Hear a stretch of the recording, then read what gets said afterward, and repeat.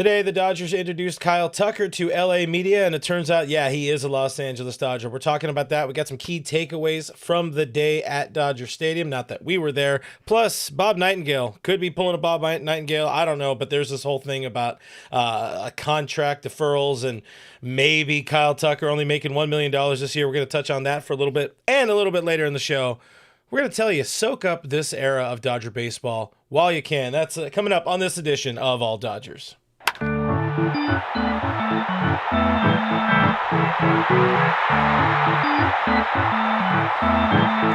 How you like that for a long-winded cold open? Coming at you live from my home studio in beautiful La Puente, California. This is the All Dodgers podcast, part of the Bleav Network podcast, presented by FanDuel. My name is Clint Pasillas. Find me as Real FRG on the social media machine. Joining me tonight is my buddy, my pal, your friend. That is Jeff Snyder. Give him a follow, Snydog, on the Twitter machine. We cover the Dodgers here on the internet. We've done it for a long time. We have thoughts. We have opinions. They're almost always right, especially when Jeff is talking. But Jeff, is a good day for Dodgers fans. Some might call it Dodger Nation, which I don't really like doing that for reasons. But Kyle Tucker is a Dodger, and the presser was as exciting as you would anticipate. I know you haven't had a chance to watch a whole bunch of it, but what are some takeaways you might have just right off the bat, impressions, reactions of number 23, Kyle Tucker in Dodger Blue? Yeah, not every signing used to get a press conference, and still not every signing does, but, the Dodgers made a lot of high-profile signings the last several years, and, last year with Kirby Yates, it's like, okay, is this really a press conference signing? That was definitely on the borderline. Kyle Tucker, obviously, and this goes back to the whole conversation about, is he a superstar? Because on the field, he plays baseball like a superstar. He doesn't have that. The je ne sais quoi? Yeah, it's not a Shohei Ohtani. It's not, a Yamamoto signing. It's not Tanner Scott even. It's a little bit different, and just because of his personality. And so I think it was definitely deserving of a press conference. But I also think, like you said, it was predictably, there wasn't a ton to it. I mean, the only really real intrigue was we're going to find out what number he's going to wear. Yeah. And, and so that was useful. And I think it's good for people to get to know him a little bit and kind of what you expect. I mean, because the fact is, if the Dodgers were signing Max Muncy right now, it would be the same thing. Like, there's just some guys who, Will Smith, imagine a Will Smith press conference, right. Guys who I'll step back on Muncy. I'll defend Muntz. Muntz will give you a little bit of something to a degree and some, in between his answers, his sniff or whatever. Will Smith, 100%. I think you could perfectly interchange Will Smith and Kyle Tucker and get the same presser. And you know what? That's great. You don't need everybody to be the same personality. Mookie Betts is always going to bring passion and to an interview and these insights. And Freddie is just going to be so brutally honest about everything. And I think cliches are good sometimes. I think especially when you have maybe media who are trying to, I don't know if push agendas is the phrase I'm looking for, but get some headlines, maybe. Perhaps. Yeah, I think it's kind of nice when somebody just says, I'm not giving you anything useful. I mean, that was Clayton Kershaw the first, 15 years of his career. It's like, sorry, media, you're not getting anything useful from me. He kind of loosened up a little bit the last couple of years, but for most of his career, he was just like, hey, I'm going to give you the cliches because I know you got an article to write. And so you can put quotations around these words and bing, bang, boom, we're done here. And that kind of seemed like this press conference today, but we found out what number he's wearing. And so mission accomplished. Yeah, to me, it was giving Corey Seager. That's fine. That's absolutely fine. Matty Man 5 Dodge, bring it up in the chat. Why do we care about what kind of personality Tucker has? I really don't. I don't care. Just show up, do your job, drive in runs, and go home, stay healthy enough, and help this team win a championship. That's all this dude needs to do. He was asked questions. It was a bland presser. That's it. Like, there's not a whole lot of takeaways. You got a lot more out of Andrew Friedman than this. We got a lot more spicy stuff to talk about out of the day around the Dodgers, like around the league, that we will talk about later because, spoiler alert, Freddie Peralta is not coming to the Dodgers. He was traded to the Mets just about an hour ago, or at least it's not official yet. We'll talk about that a little bit later. Well, the Mets did make it official just they did now? Okay. Ago, yeah. There it is. We got $1.99 from our friend Richie Flores. He says Tucker has a personality of a parking meter, and that's fine as long as I put my quarter in him and he gives me 5 or 10 or 15 more minutes, whatever the denomination is, whatever it gets me. That's what I'm looking for out of Kyle Tucker. I will say, listen, he was asked some questions, gave the answers he wanted to give, not necessarily answers to the question. He's got a real future in this Dodgers front office, being the next robot clone of Andrew Friedman to Brandon Gomes, maybe Kyle Tucker down the road. But he did address this whole perception thing a little bit. This whole... oh, you're a boring guy. People have said this about you. And he's like, I know what I bring to the field. I know what I bring to the clubhouse. And that's all he really needs to give. That's all we deserve or need, really. We got to see him perform for at least the bare minimum the next 2 seasons, see what he actually brings to the clubhouse. He did kind of further deflect and redirect to, you and I were talking just before the show, the generic baseball eyewash, which is good stuff. Like, I just want to do the right thing, contribute where I can, help the team win each day, which is all he can do. We saw Mookie kind of, internalize and deflect to that or redirect himself into that last year when he was going through it. And eventually he figured it out for a good stretch. But hey, listen, he knows who he is. I think we've seen on the back of the baseball card, or at least the front page of his baseball reference, you know what you're getting from him out of a baseball player. I said on Saturday or on Monday's Dodgers Territory, I think this could be the best version of Kyle Tucker that we get as a baseball player because of all the tools he has here.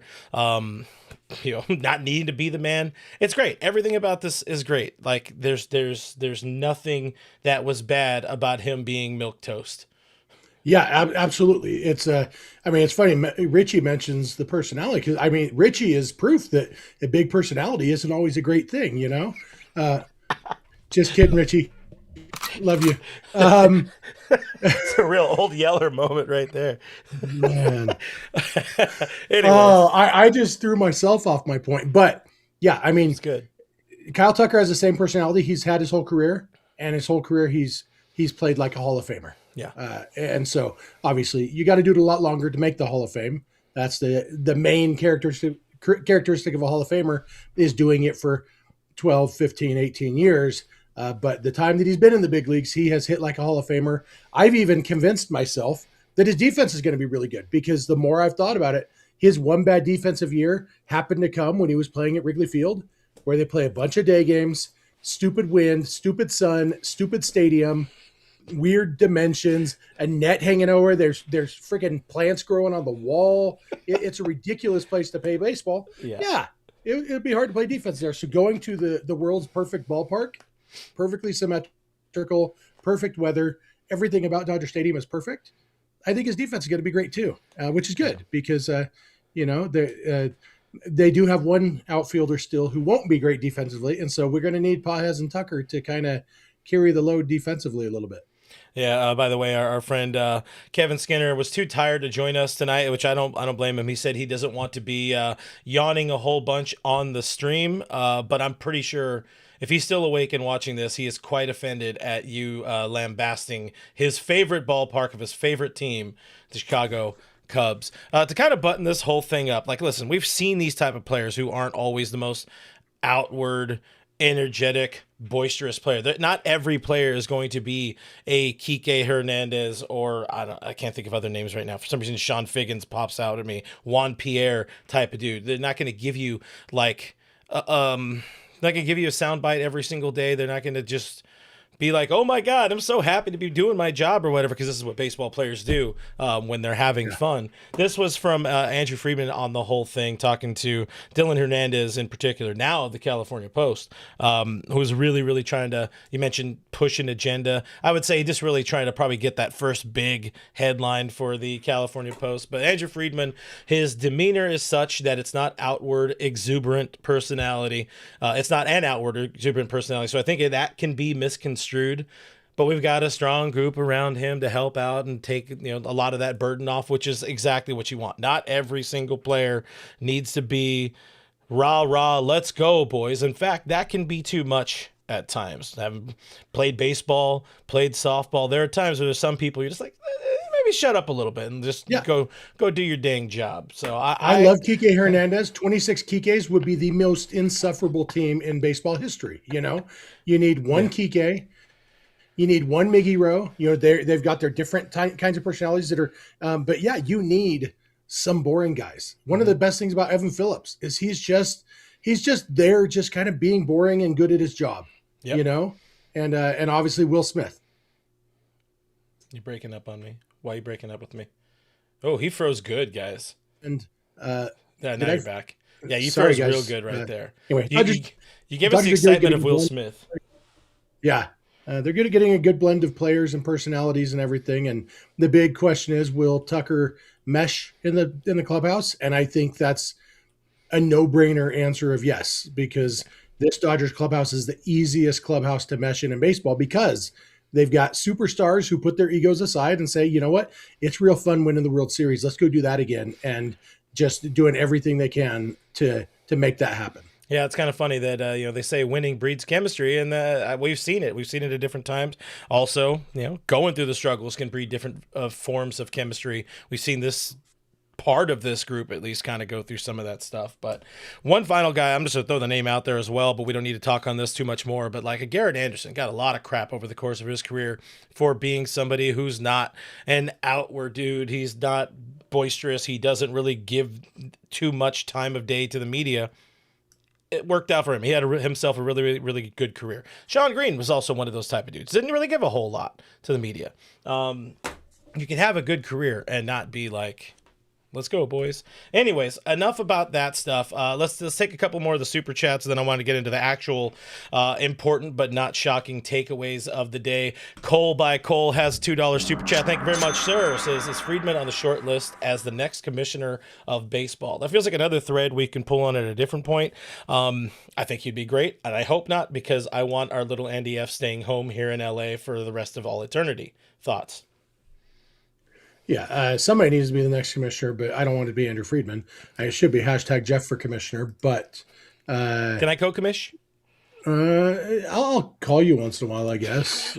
Come on, it'll make the branding easier. We already got the cartoons made up. That's true. I think that's the most important part of the commissioner's job, is having a cartoon caricature. Yeah. Okay. No, Andrew Friedman, I have no idea if he'd be a good commissioner, because the commissioner's job the last 30 years at least has been to be the owner's lackey. And, I don't know that Andrew Friedman's skill set actually lends itself well to doing what the commissioner currently does. It's part of the reason that they'll never hire me as commissioner, because I would actually try to make baseball better instead of just making the owners more money. Can't be doing that. You can't be doing that kind of stuff. You know this. Don't make the game better. Make the already very rich owners richer, or be their first line of defense when people get upset at the Rockies for not spending money and all of that kind of stuff. We got Dirty Don with 199 saying, good thing nobody used his number last year. I didn't even realize there wasn't a 23 on the roster last year. Feels like the first time in a while. Not a single one. You get the joke, right, Clint? No, actually I don't. The guy whose name we're not saying wore number 23 last year. Oh. It's a joke from Dirty Don. What's funny. Straight from Jason Hayward to Kyle Tucker. What's funny no is one in between. I pulled myself an Anchorman there. I read it and I just took it as gospel. Maybe that's just that guy's the erasure of his name from my brain. I don't even think about him. The Dodgers. Yeah. I mean, they played with 8 men on the field last year. Yeah. That's crazy. Crazy. Sometimes 7 when Teo was in right field. Wait, hold on. Wait. There you go. Raul 499 from Raul. We appreciate you, and we appreciate the support here on the show. By the way, guys, like the show, subscribe to the show, all that kind of stuff. Agreeing with you, Dodger Stadium is perfect. No reason to bring in the walls like they did at Kauffman Stadium in Kansas City. Yeah, they're doing some weird things. Like if you're gonna bring them in the walls, at least also bring in center field. I don't like these weird shapely stadiums. Stuff is weird. Speaking of shapely, let's get into some of the takeaways. Segue. How about this for you? So the Dodgers, again, they make it official. Unshockingly, Michael Ciani, DFA'd. Who exactly? He was another guy who was picked up off of waivers by the Dodgers earlier this winter. I think there was probably a little bit of time spent, mulling over trying to make some sort of trade happen to not have to do this. Because I think the Dodgers really would have liked to have held on to him. Not to say that they can't, of course. We know he could pass through waivers, end up still in the organization. But that's the move. No shock, right? I don't think we need to tug on this one too much. No, yeah. Michael Ciani can't hit. He's Justin Dean, but left-handed, I think. And so good defense, can't hit. You're not going to play on a World Series champion team very much. And so, no surprise at all. I just want to put this up, by the way, from our friend Drip Show Shop. Give us some love. Give us some trophies. We're trying to go for the three-peat here. One of the things Tucker mentioned in his presser. But this was the one that is a little odd from our everybody's favorite boob, Bob Nightengale, today. Threw this tweet out. The Dodgers are paying a grand total of $3 million in actual salaries this season to Shohei Ohtani and Kyle Tucker. With Ohtani, of course, we know $2 million, most of his contract deferred. But I didn't know the Tucker deal, or if this is even accurate reporting from old friend Boob here, that Tucker is taking only $1 million in salary and the rest of it is signing bonus this year, $64 million in signing bonus. Is this accurate? Does that seem right? I'm not sure. Passan, when the deal was originally agreed to, Passan reported $7 million this year, and then the big $64 million signing bonus. Either way, Bob's point is basically the same. Whether they're paying $3 million or $9 million to the combination of Ohtani and Tucker, both of them are very low. It's all paperwork though, because he's getting that signing bonus, and so he's getting either 65 or 71 million this year. And the difference is, as a signing bonus, he gets it while he lives in Florida, which saves him literally $8 million in income tax, because Florida has no state income tax. California's top rate is 13.3%. And so, over $8 million he's saving in taxes by taking it as a signing bonus. And the reason not everybody does that is because not every team has $64 million laying around that they could just say, hey, here's your signing bonus. Yeah. Some teams have to spread that out. That's one of the benefits the Dodgers have and really is all it is. It's a benefit to counteract the massive disadvantage they have of playing in a state with such a high income tax. And so, Texas and Florida teams are going to be more attractive to free agents for tax reasons. And so the Dodgers just kind of counteracting that by saying, all right, here's a signing bonus. What's $8 million between friends? I was checking my pants. It turns out I left my $64 million in my other pants. So I'll have to help get to those at some point. So I got all that sweet money and help Kyle Tucker out anyway. So it was a pointless thread to pull on there. So we got that. That's that satisfies the part of the title that says contract detail revealed, so people can't say this is clickbait. More stuff in the bucket of important but not shocking takeaways. This from I guess I can say now more internet friend Katie Wu.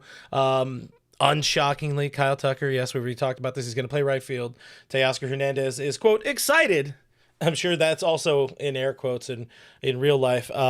He's excited to move to left field. And Doc also said that Tuck is going to hit somewhere in the top part of the lineup, the top third, whether it's second or third. Don't hold him to anything yet. But, this feels like a thread we can pull on at some point in time where we have a deeper dive discussion about whether or not it doesn't hurt the team to maybe move Mookie or Shohei down to a different run scoring position, even though I know it's a terrible idea, but it's worth the idea of just talking about it. But 2 or 3, it doesn't really matter to me.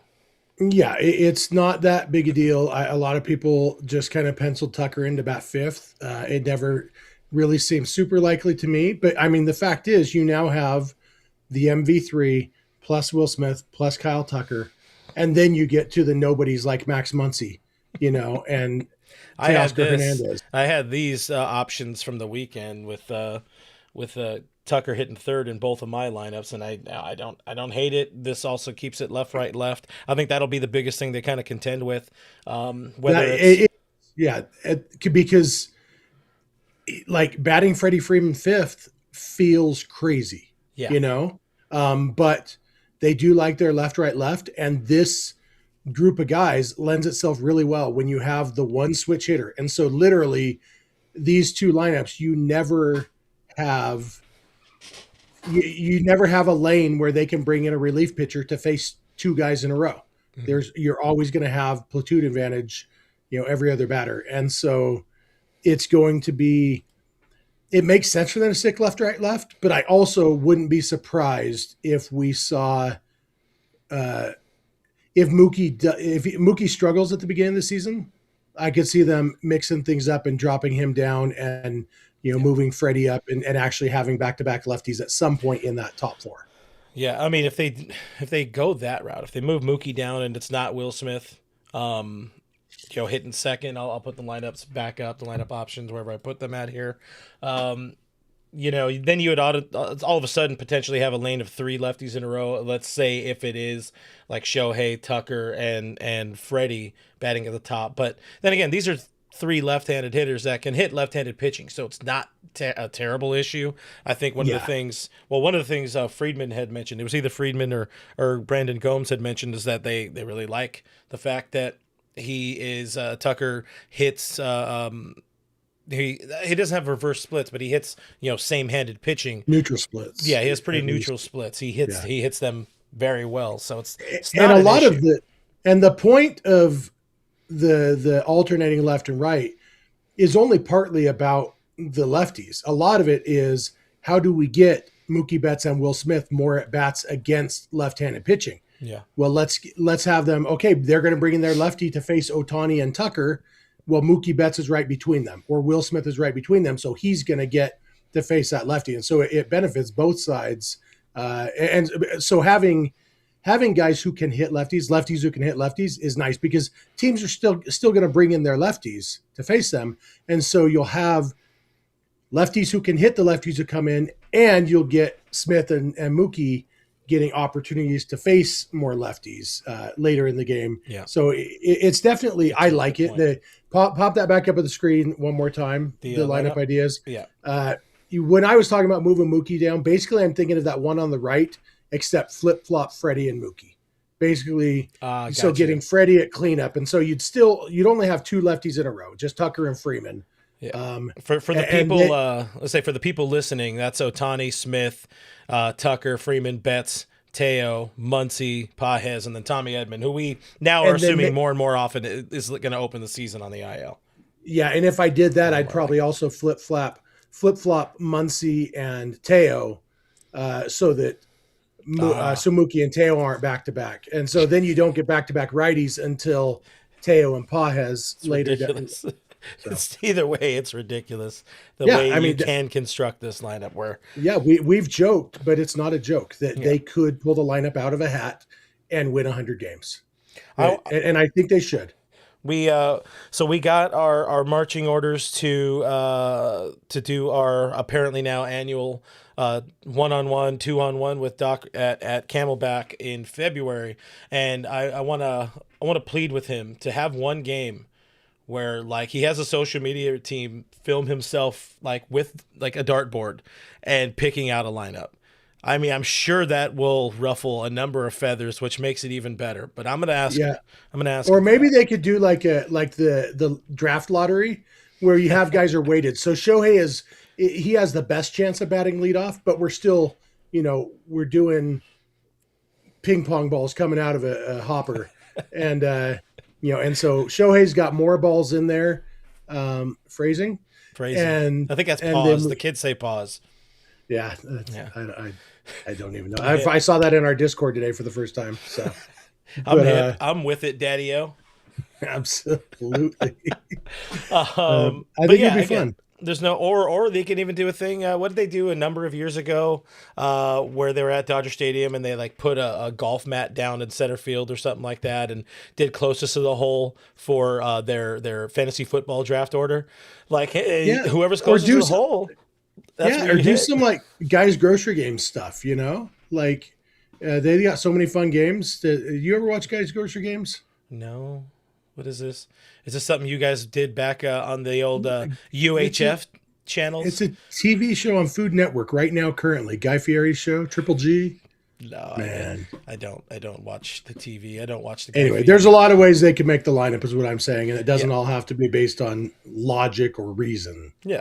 Have a fun one, you know. Yeah. Be silly about it. So there's a couple of the important but not shocking takeaways. I want to get to a couple more of the super chats, by the way.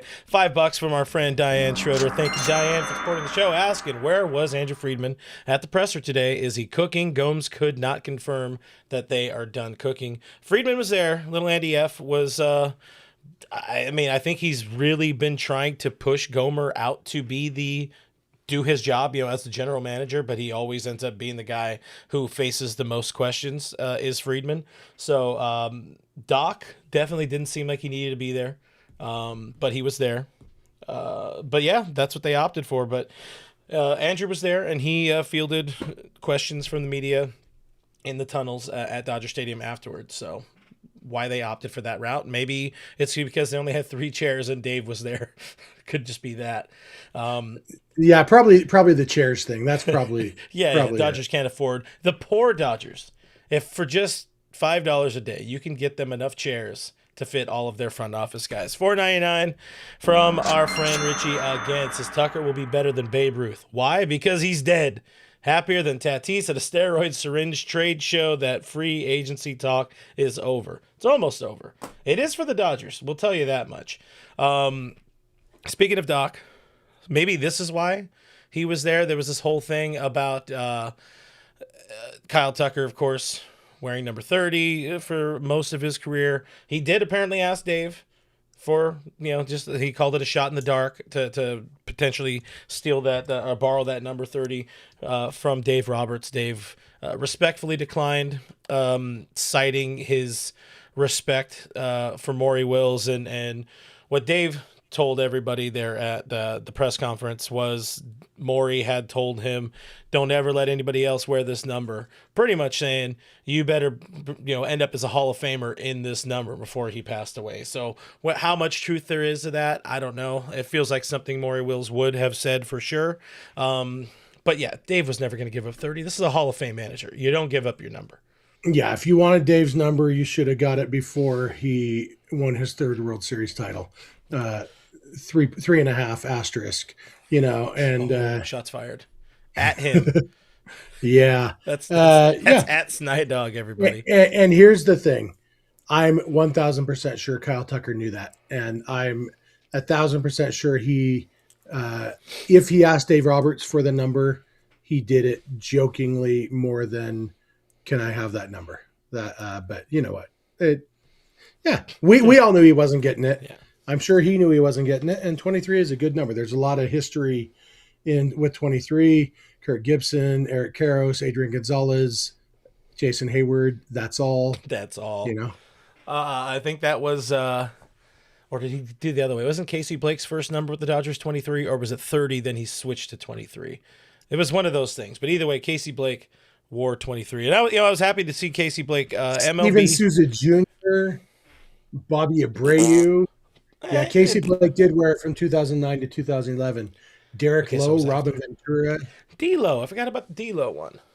Yeah. Robin Dave Ventura. Sachs, Steve's brother. There was a Sachs brother? Huh. Yeah, you didn't know that? Yeah, Steve Sachs' older brother. He was a catcher. He played for the Dodgers for a year or two and played for the Red Sox for a year or two. So. The more you know. Yeah. Matty Man 5 Dodge defending his favorite player, the guy who was around last year wearing 23. Apparently, I don't know anything about this dude. Feels made up. The Enigma, our friend 499 super chat on the show here, taking a little bit of an early victory lap. Says I can't wait for all the people who loudly said they didn't want Tucker to be praising him by June. All hail King Tuck. I don't know if I'm a big fan of the King Tuck nickname. Whatever. I'll have it grow on me when he starts hitting some dingers.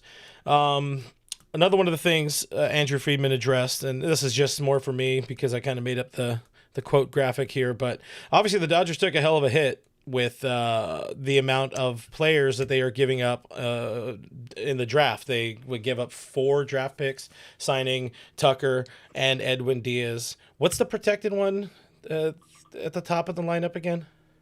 Or not top of the lineup, but near the top of the draft? So, like, they lost their first, third, fifth and sixth picks or something like that, plus $1 million in international draft or an international signing pool. So they lost a lot of draft picks, and Andrew Friedman's point is, we're kind of sitting out the draft this year. We'll do our best to make good picks with the picks we have, but the point of having a good farm system is that you can have a year like this, and in a way, if you're going to sign two guys with qualifying offers, better do them both in the same year than to lose two of your top three picks in back-to-back years. Yeah, I have the graphic on the screen for those listening. He mentioned, it's definitely a cost. They've never done it before, but the depth of our system, this is my favorite part of the whole thing. The depth of our system allows us 1 year to have our food budget for the draft meetings exceed our signing bonuses. And I just, that made me really think about, I want to know what the spread is like at those kind of events. Like, you already got Levy restaurants, in house. Like, is it all just Dodger dogs and nachos? Do you order out? I bet really do good food. Yeah. Instead of Dodger dogs and nachos. Do we have? Is it still? Is Billy Gasparino still the man? Do we got his number? You seem like you're the type of person who would know Billy Gasparino. I've never had Billy Gasparino's number. I do have a guy who used to be. I think he might still be with the Yankees. He was the Yankees farm director. Something Oppenheimer. Damon Oppenheimer? No, he made the bombs. Yeah, he did. Different that. They made a whole movie about him. Different Oppenheimer. Yeah, he's not the old '97 song either. I like that song. No, actually, he pitches for the team now, from what I understand. Now we're getting into Cillian Murphy. And I'm sorry, guys. Listen, with this kind of wonderful humor you get here, there's no better podcast to hit that like button, subscribe. Nando in the chat said I kind of look like Guy Fieri, and so that's why I sent you that link that I sent you.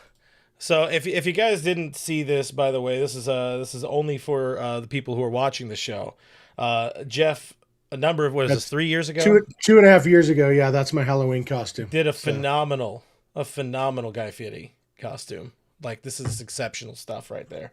So if you're listening to the show, make sure you go and watch the podcast edition of it.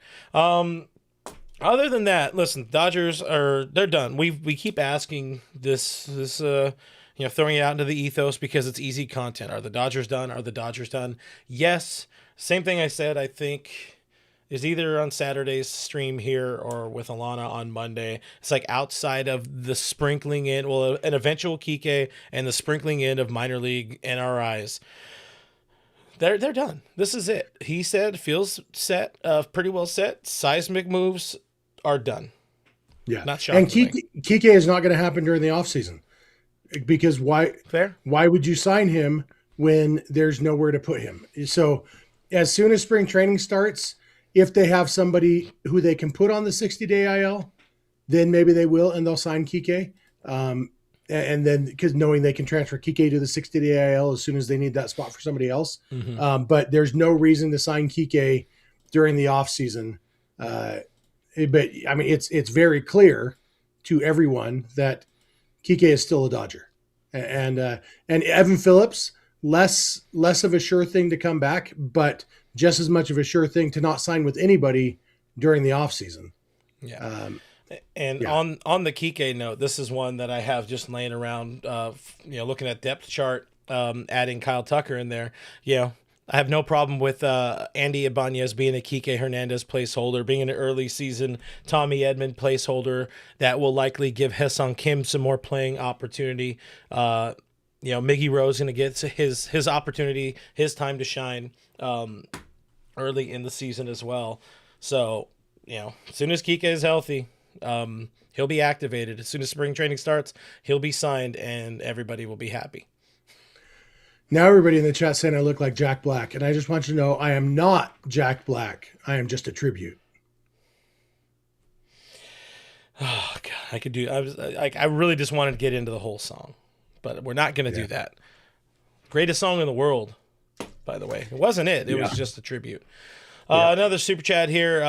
Love from our friend, our favorite Kevin. Kevin Uhas, some love for Doc, saying he is greater then Tommy Lasorda, number 30 forever. Definitely in that argument, definitely in that conversation. Both, as we've discussed here on the show recently, both had their strengths, both have had their weaknesses. It feels like at this point in time, Doc has much fewer weaknesses in his managerial game. And he's passed him in World Series titles. Like, if you're judging it based on results, he already had the regular season results, and now he's got the postseason results too. Tommy Lasorda was 2 for 4 in the World Series.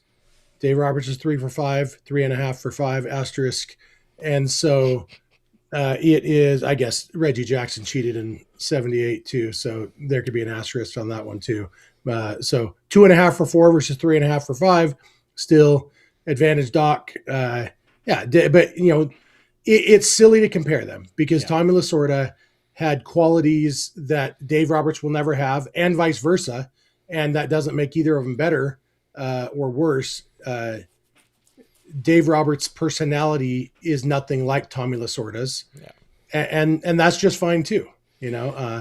Tommy bled Dodger blue for his entire life, and Dave Roberts' entire life so far has not even lasted as long as Tommy Lasorda was in the Dodgers organization. Yeah, and so pretty insane. Tommy Lasorda is a legend. When it comes to actual who was the better manager, I'd probably vote for Doc.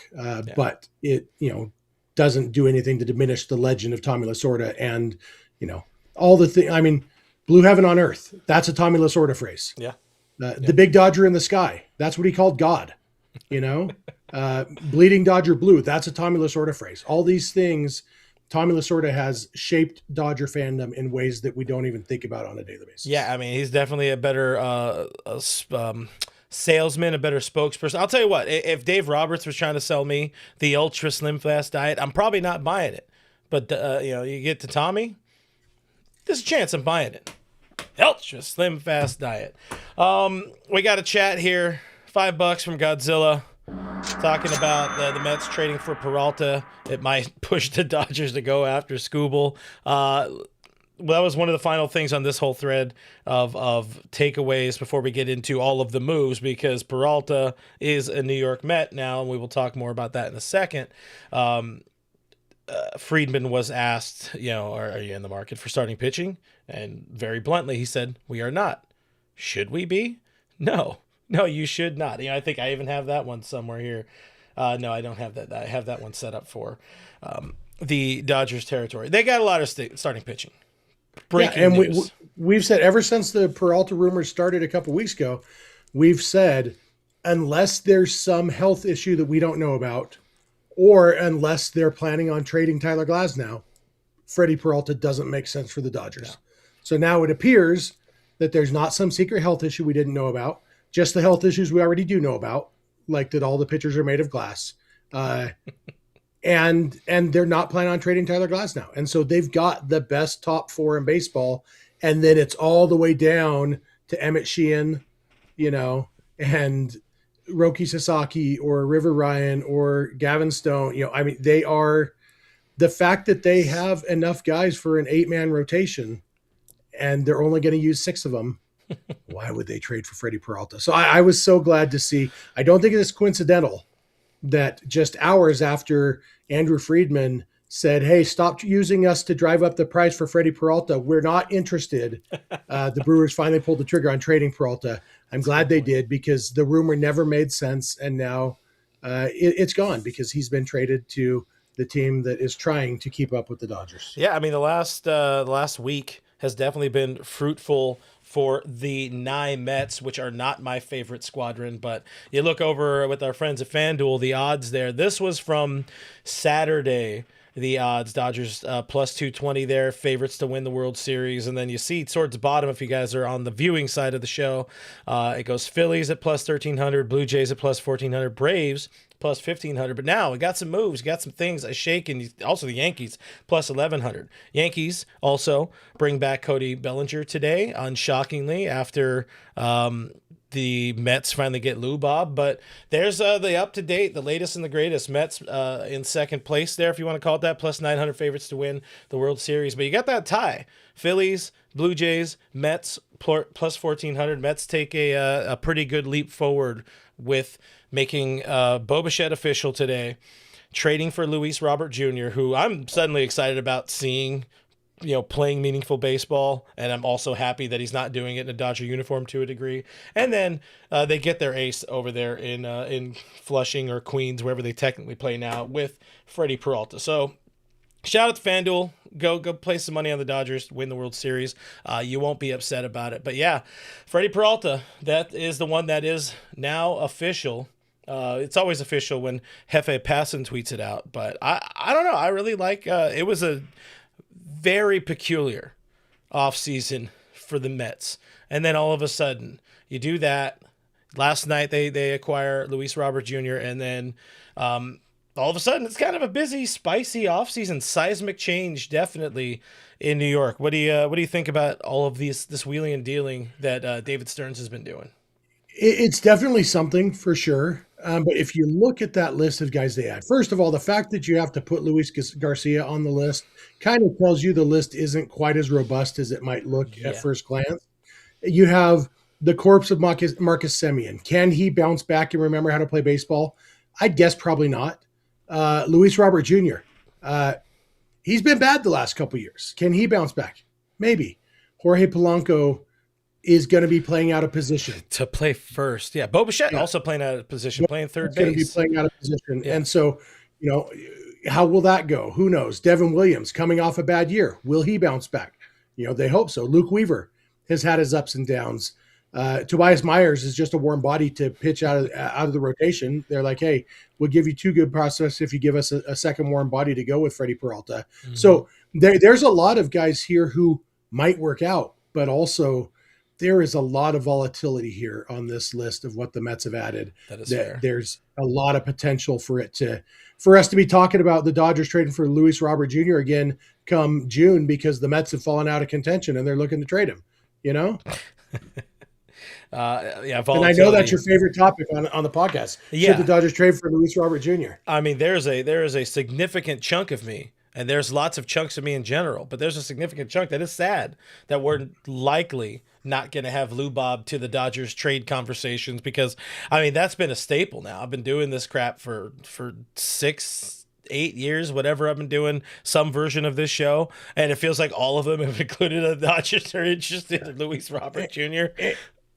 Yeah, if you look at it this way, with the subtractions, so the Mets replaced Pete Alonso with Jorge Polanco. Hate that. That's a step down. Yeah. They replaced Jeff McNeil with Marcus Semien. Negligible. They replaced Ryan Helsley and Edwin Diaz with Devin Williams and what's the guy's name? Who used to be on to it? Luke Weaver. There you go. Yeah. That's probably a step down, right? And then they replaced Cedric Mullins with Luis Robert Jr. Mm-hmm. There's potential for that to be an upgrade. Well, Mullins and Nimmo with I just saw Gregor Soto. So it was Diaz, Helsley, and Soto and Stanek with Williams and the guy whose name I've already forgotten again, Luke Weaver. So, I mean, you look at those additions, you're like, oh, that's not bad. That you look at subtractions, and that's without saying Brandon Nimmo's name. Like it seems like this Mets team right now, as it stands right now, is probably worse than last year's team plus Freddie Peralta. Does Freddie Peralta do enough to improve the team to make up for the 6 ways they're worse than last year's team that didn't make the playoffs, by the way? Yeah, I mean, they weren't far off. I think if you had that same core and plugged in Freddie Peralta, that was probably all they needed to do. But I think also just kind of the whisperings of toxicity in that clubhouse, things did need to change. Maybe, we've talked about it before, the whole change for the sake of change thing. We talked about it a lot over the years, whether it's here or on your old show or my old show. There's sometimes you just pull that thread to see what happens, and they felt that it was time to move on from Alonso, or more so Alonso felt it was time to move on from them. Brandon Nimmo, been there a long time, hasn't really done much. Same with Jeff McNeil. I mean, he's a long way removed from that ill-gotten batting title. So it's interesting. I mean, I like the splash. I like the flash of it. I don't think it's great, but that's what they decided to do. And then on the other side of New York, to put the tweet up because I have it. It's an all Jeff Passan show. That's right. Belly back with the Yankees. And you knew that was going to happen almost instantly after the Luis Robert deal came through to the Mets. So good-ish deal, I guess, for Cody. $162. I think it's great for Cody. I think at his age, the fact that he got 5 years in the $30 million a year range, over $30 million a year, I think it's a great deal for Cody Bellinger. He was looking for 7 years. He was never going to get 7 years. I think Cody's got to be thrilled. I hope that he knew 7 years wasn't realistic so he can have the perspective to be thrilled with this deal, because this is a great deal for Cody Bellinger. Not so sure it's a great deal for the Yankees. Hey, I'll tell you what, Cody buys a lot of kush. They say. I don't know. I don't do that stuff. My body is a temple. We got another $4.99 from our friend Raul, who says the Blue Jays have the power of friendship. Maybe the Mets will use the power of hatred. Well, it didn't work for them. The power of hatred, the power of discontent did not work for that organization. Yeah. Have you never watched He-Man? Skeletor always loses. Until we meet again. When you said your body's a temple, I thought you were using that as a segue to pop up the comment person saying they get nervous every time they see you drinking the Monster. I was thinking about that. Was that Rosman, I think, said that? Rosman talking about the Monsters. Listen, my heart is there. My heart is in the right place. I think that applies. Yeah. Not like Siler on Heroes. Remember that? When he moved his heart to a different part of his body, so when they tried to shoot him and kill him, they missed his heart. So much of that I think that show might have been far-fetched. You need more pop culture in your life. Save the maybe. cheerleader, save the world, bro. Listen, I'm trying to save Hyrule right now, all right? Like I'm putting off going down into the depths to beat Ganon again for who knows how many times over the last 25 years, 30 years. But I got to go collect all the stuff. This one is the Tears of the Kingdom Ganon. It's Phantom Ganon or Depth. I said Ganon? Rich Ganon. Rich Ganon. Former quarterback Rich Ganon. You know me, I'm a big football guy. Big time football guy. Everybody come to him for your football takes. I call him Locked On Jeff Take. Yeah, if you want me to be a random quarterback from 25 years ago, I got you covered. I even got nicknames for him. Oh, do you got one for Rich Ganon? No, but for Vinny Testaverde, we call him Vinny Greenballs. Listen, all right, that's worth it. That's worth it. And Snafu, by the way, likes the He-Man references. We love He-Man. A lot of people love the He-Man. Final thing I had for the show today, and I'll tell y'all once again, thank you for watching. Hit that like button, subscribe, all that kind of stuff. Always fun doing these Wednesday shows. We're getting that much closer to pitchers and catchers reporting, by the way. Fake baseball will be here, then real baseball is around the corner. And this is something we've talked a whole bunch about at different times over, the years, I guess we can say, but especially a lot over the last 2 seasons. Just soak this up while it lasts. This era we are living of Dodger baseball. It's not always going to be like this. Andrew Friedman, in my opinion, so I have a clip from our friends at Dodger Blue who were there at the presser today. I stole a clip from their video, so make sure you guys go find theirs and like theirs and all that kind of stuff so they don't hate me. I don't know. I think he kind of tipped his hand a little bit towards to show that at some point we're going to have to, snap back to reality.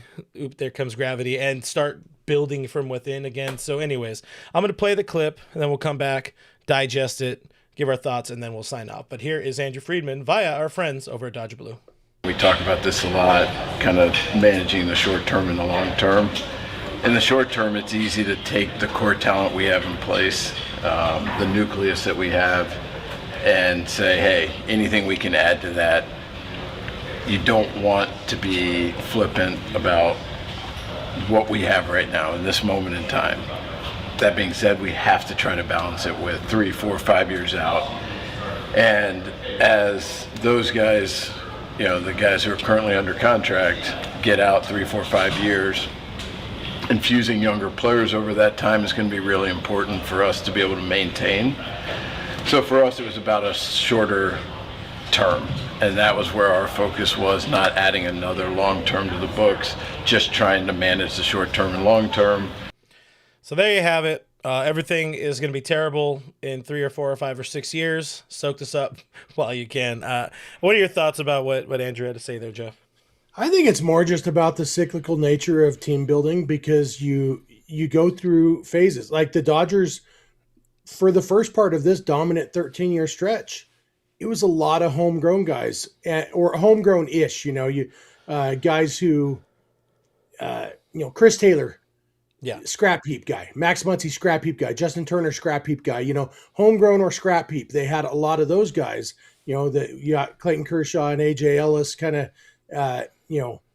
And they would supplement. Obviously, Zach Greinke was a big free agent. They would bring guys in, but it was more geared towards the homegrown side. And right now, it's more geared towards big acquisitions, either free agency or big trades or whatever. But that's always going to cycle back the other way. There's always going to be, if for no other reason that, like, right now, the Dodgers showed zero interest in Kyle Schwarber this offseason. Why? Because they don't have an opening at DH. They showed zero interest in Pete Alonso because they don't have an opening at first base. Mm-hmm. At some point, like, you look at next year's offseason, it's like, where will they have an opening? Middle infield, maybe, if nobody steps up. Yeah, third base, second base, potentially, yeah. But then, they're not going to be going after all the big free agents, just like they didn't go after Juan Soto last year. They made sure to drive up the Mets price, but they didn't really go all in on Juan Soto, and so there's going to be fewer and fewer free agents that the Dodgers are getting, unless they do go with more deals like this, like Andrew Friedman was saying, go with the short term, because now in 2 years, potentially they might be in the market for a right fielder again. Yeah. And then they do that, but also that's around the time that hopefully at least one of their 5 stud outfield prospects is ready for the big leagues. And so they're developing their team, their farm system, they're building. It's hard. No team has ever successfully been as good at the major league level and in the minor leagues as the Dodgers are right now for very long at all. I mean, so think of the Braves, that 14-year run, the way it kind of came apart, they weren't as strong as they were at the end of it as they were at the start of that run. Yeah. And they had a lot of homegrown guys, and then they added Greg Maddux and they added Fred McGriff, and so they did kind of that mix. Yeah. But their farm system wasn't the best farm system in baseball at year 13, the way the Dodgers are. The Dodgers are doing something nearly miraculous. And obviously, it's terrible for baseball that they're doing all these smart things. Yeah, jerks, a bunch of real jerks, I tell you. Yeah, look at you using your brains. But it's hard to maintain, even when you are the best executive in the game, like Andrew Friedman is. But the Dodgers, if any team can do it, they can. But it will cycle back to some of this farm system we're actually going to use in the big leagues, and not just as trade bait. Yeah. I mean, we're seeing some of it, still sprinkled in there. Of course, Will Smith is the man when it comes to, born and bred Dodgers, currently on the roster. Andy Pages is one of those dudes now, trying to solidify himself as a complete baseball player. And he told I forget, he did an interview somewhere mentioning that he has things he's improving on, that he wants to work on. He wants to get better. It's good to know that he has the hunger. He wants to go out there and win himself a 3rd title in a row. And he probably wants to quiet any sort of conversation about sending him to the moon or sending him in a trade somewhere. Hopefully he's not the next James Outman, but also in that starting rotation, beyond the top dudes, you will have a whole lot of Emmett Sheehan, a whole lot of Gavin Stone. River Ryan, he's more of those, not scrap heap type of dudes, but he was definitely identified as a diamond in the rough from this organization. So they're mixing in some of it for sure. But I don't know. I think there is a little bit of writing on the wall where, a payroll north of $400 million is probably not, I don't know, it'll probably be like perpetually financially viable for sure, but I don't know that it's going to be forever the game plan for this especially because we organization. don't know. There won't be a salary cap in the next CBA, but there will be different ways of restricting spending, whether it's changes to the luxury tax system or whatever. It's going to be a different outlook, and so it makes sense for them. Right now, we know what the landscape looks like, so let's spend a bunch of money and try to win 3 in a row. Yeah, and that was one of the big things. Friedman, Gomes, really put forth in their conversations or the comments in the media was like, we knew there was like one guy that would help this team get better, and that was the guy we wanted. If it didn't work out in the manner in which it did, we probably wouldn't have got him. That's me paraphrasing and adding some context that probably wasn't there, but even so, I just want people to really, really soak this up, because all the good things do eventually come to an end in some way. And as I say that, I'll sit more in my monster here as we get to some super chats. You want to read? I know you struggle to see. No, I have it all right. Yeah. All right, here's Jason with the super chat. Go and read Jason. 150,000 Indonesian rupiah. Love how Doc has answered about Tucker's motor to quell all doubts about his personality and motivation. I think this next 2 years we will see the best of King Tuck. Yeah, I think this Dodgers team, clubhouse, management, everything is going to bring out the best in pretty much every player. That's one of the things the Dodgers have built, that players, and I know there are individual examples, like the guy whose name we don't say, of guys who came to the Dodgers and got worse. Yeah. But he didn't get worse because he came to the Dodgers. He was going to be bad. Imagine how bad he would have been if he hadn't been surrounded by the Dodgers. That's the way I look at it. But yeah, I mean, I think Tucker is going to come in and build this rapport with these other superstars, and he's going to be, he's been really good so far. I don't know if we'll see the best Kyle Tucker, but I think we'll see roughly what we've seen so far, which is really, really, really, really good. I don't know. I mean, this organization, their player development, identifying little things. The Houston Astros have been very, very good. Cheaters. They've also been very, very good at their player development side of things. Probably more so on the pitching side than the hitting side, but they had some hitters that really came through, of course, after tanking and all that kind of stuff. Man, the Astros just really love doing a lot of things wrong for baseball. But I don't know. I just really like what this organization brings. And one of the things, borrowing from what Jason had said, like Doc saying I could see him going out there, winning another Gold Glove, Silver Slugger, being in that conversation for an MVP. Like, we got the guys, we got the tools, we got the talent to help this dude out, to borrow from to Winston Steadmore of Ghostbusters fame. Got the tools, got the talent. They could fix him. They can make him even better. Not fix him, but they can make him even better. Another $4.99 from our friend, the Enigma. Guy's making money these days, apparently. We appreciate the Enigma. Says, I don't believe Andrew Friedman. If there's a good free agent who fits, he'll chase him regardless of what he said in some press conference in 2026. Well, not chase him. We know this team, this front office, does not necessarily chase players. They kind of let them fall to them to a degree. This was not going to happen if it was a 5 or 6 or 7 year deal. It happened because they were able to get him at 2 to 4 years. Yeah, absolutely. This was a Dodgers deal that Kyle Tucker signed. And we said day one of the offseason, we talked about Kyle Tucker. And we said, unless he decides he wants a short-term high AAV contract, the Dodgers won't be in on him. But we also said, his market's probably not going to develop the way he wants it to. And so he might look for a short-term high AAV contract. And if that's the point, the Dodgers are absolutely the favorite. And that's what we saw. Once you've decided I'm not getting my 12-year contract, why would you sign anywhere other than the Dodgers? Yeah. It's like, hey, I'm going to go somewhere for 2 years. Let's see if I can win 2 World Series during that time and then hit the free agent market again. All that talk. And people were pessimistic last week about the Dodgers aren't going to get Tucker, he's going to go to the Blue Jays or whatever.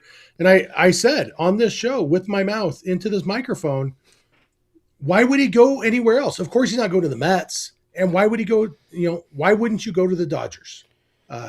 And the answer is, of course, he went to the Dodgers. Of course. There's winning duh. It's also, it's pretty nice to make $60 million to play for 1 year and then another $60 million to play for the next year at the floor. You're pocketing 120 and then going and testing free agency again to be like, all right, I got that out of my system. Now I want to play somewhere long-term for the security of it. Like, bro, don't need security. He's made $120 million. He's good. He's good. Yeah. Back to Enigma's point, though, like, I don't disagree as well. Like, I think Andrew Friedman will chase, his front office will chase a player that makes the most sense for them. Cough, cough, Tarek Skubal, perhaps, especially if, some of the younger pitchers, let's say Gavin Stone doesn't bounce back from that shoulder surgery. Let's say Emmett Sheehan takes a step back. Let's say River Ryan isn't the player our hearts want him to be. Yeah, there's absolutely going to be an opening in the starting rotation for Tarek Skubal. I don't want to think about it. I don't want to put it out into the ethos, but there is, at some point in time, an opt-out for Yoshinobu Yamamoto. I think it has something to do with injuries. I forget how that works, but there's a world where he explores free agency again. I doubt it. Why would you want to leave LA? But it's out there. Blake Snell will eventually not be a Dodger. Tyler Glasnow will eventually not be a Dodger. So why not get Skubal? End of. Yeah, the pitching side is where there will be openings for sure. Yeah. And yeah. And in the bullpen for sure at some point in time. So there was also some dialogue as we get into the last legs of the show here. There was some dialogue. We still got 2 hours left, man. Never that. I saw this Beverly saying, show is too short. Clint isn't a marathoner like Jeff. No. And ask Jeff how he felt the next day. I felt fine. About lies. That's what you told our fine folks in the All Dodgers Discord. I was a little tired. Yeah, I didn't get to sleep till about 2 a.m. that night. And so that 7:30 alarm came pretty early. But you know what? Nothing a little Diet Coke with a little lemonade in it didn't fix. Yeah. Kevin couldn't be here today because his Adderall plug, as the kids say, didn't come through. It's not a real thing. But there was some dialogue in our chat here about our friend Swollen Sausage being unable to send us a super chat. Thankfully, the chat intervened and helped him out, and Swollen Sausage was able to send us a 99-cent super chat. That's a good test chat right there. It says a hot dog with ketchup. Okay. I mean, I'm down. Maybe let's make it a corn dog. It's late. Corn dogs are so good. Yeah. Like, corn dogs might be the most perfect food that God ever created. I mean, sorry, yeah. the big Dodger in the sky ever created. Yeah, get it right. Yeah, I like ketchup on a hot dog. Food on a stick, you can never go wrong. You really can never go wrong with food on a stick. So, hot dog with ketchup. Thank you. Not just ketchup. Well, it just says hot dog. Yeah, I guess it's not hot dog with only ketchup. Yeah, gotta have. You can put whatever you want on a hot dog. Yeah. Jason sent us more of those Indonesian rupiah, 39,000. So Shohei contract clause is all we need to know how valuable Friedman is. I mean, that's a pretty badass. Shohei can opt out of his contract if Friedman leaves. That's how important. Which means Andrew Friedman can't be the commissioner. Exactly. We saved baseball. Unless his first act as commissioner is to void that clause in Shohei's contract. I just really hope that Jason one of these days clicks the wrong button and sends us $79,000 instead of Indonesian rupiah. I mean, I would feel really bad unless he's got like a dumb amount of money. Yeah, I'd feel bad all the way to the bank, baby. Wait, add a couple of these. Let's see what else we got here. The super chats are kicking in. I think people were trying to force me to go 3 hours, but I ain't got that kind of time. Plus, at some point in time, the old lady will be home. We got to make nachos. We got chips that are going to go bad at some point. That's tough. That is tough. $4.99 from our friend Ray Soda. Is that our friend? I like Ray Soda. It says I was prepared for a 3-hour show with a 12-pack. 12-pack of what? Let me know in the comments below. That's what I'm Grape Welch's. Hardcore. When I was in high school, every time I hung out with my friends and they were purchasing for themselves things that you needed a fake ID to purchase, for every pack that they bought for the group of them, they would buy me a 6-pack of Grape Welch's. And so every time I hung out I'd come home with a trunk full of Grape Welch's because I'd be like, I didn't need 36 cans of soda tonight. I'll drink 2 of them, take the other 34 home, and yeah, it worked out well for my family, Yeah, I mean, that's good business racket you had running over there, cleaning house. Those same friends, one time I drove them to Tijuana because I was the designated driver, and about 100 miles from TJ to Elsinore. And I stopped for gas 5 times on the way home. Hey guys, I need some gas money. So, and they were not in a state of mind to remember that we had just stopped for gas a few minutes earlier. So made good money that night too. You got a friend like Jeff Snyder. Cash and grape Welch's, you know. Why would you need anybody else? Don't care. 187 with a $2 super chat says, when is Clint breaking Jeff's 3-hour stream record? I'm not. It's not my thing. I'm here for a short time, not a long time. That's my thing. I will tell you what. If people do keep sending money, I definitely can't say no. I think that would be very dumb of me. You know, and that's why I kept going on Sunday, because the chat was enjoying it. Wasn't for the love of the game? The chat was enjoying it, and they were, you know, and so I'm like, yeah, I'll keep going. I'm not tired. So, and you know, the super chats trickled in. And yeah, I mean, it was fun. I enjoyed it. If you can do your Saturdays after dark in the morning, and I'll do Sunday night marathons, you know? I mean, you do you, boo, as they say. Might have to start it earlier next time because I do have a job, you know? Didn't you do it? You started at like, what, 8:30? 8:30 LA time? Something like that. Yeah. That's on the later side. So that's 9:30 my time, yeah. So. I'll pop it back up. Yeah, that's rough. $10 from everybody's favorite Kevin in the world. It's Kevin Uhas says, when can we buy our way into a 3-hour show? Yeah, I mean, yeah. Jeff, if a as they $10 say, super chat comes in, I think Clint is committed to 3 more minutes each time a $10 comes in. And so it's only going to take, you know, what's that? 20, 40, $400 in super chats to get 2 more hours out of this show. Make it happen. In fact, if somebody sends 400 right now, Clint will stay on for 2 more hours. Just me? You're leaving me out to dry? We'll see. I'm kind of tired, man. Oh, all of a sudden, this guy's tired. Dirty Don 499 says, Kevin, everybody's second favorite Kevin from the kitchen, couldn't be here because he couldn't witness Tucker not re-signing with his Cubs. Yeah, it was a very sad day over there.